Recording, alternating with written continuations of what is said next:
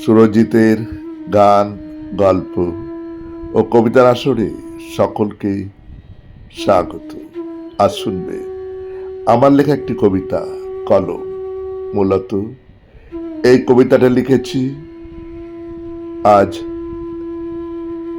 শ্রীজাত বন্দ্যোপাধ্যায়কে যখন তার প্রতিবাদী কলম স্তব্ধ করবার প্রচেষ্টায় কারাগারে নিক্ষেপ করবার চক্রান্ত চলছে, তার বিরুদ্ধে প্রতিবাদ জানিয়ে আমার এই কবিতা। সঙ্গে বাঁশিতে ধ্রুব ভর। কলম মানুষের মনের কথা বলে।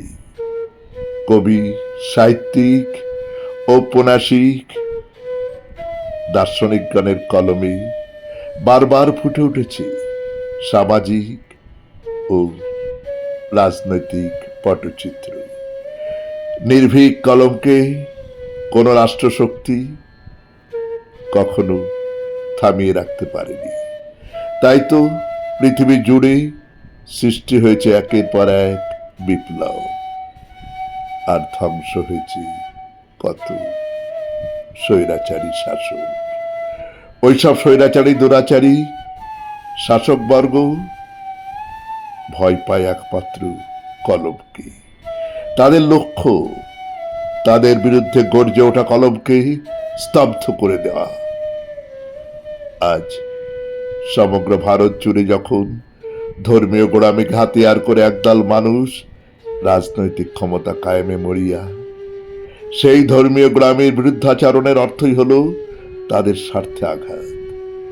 ওইসব স্বার্থান্বেষীরা ভয় পেয়েছে।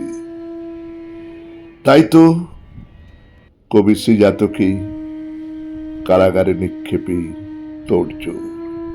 কুর্নিশ করি শ্রীজাতকে আর শ্রীজাতর নির্ভীক কলমকে।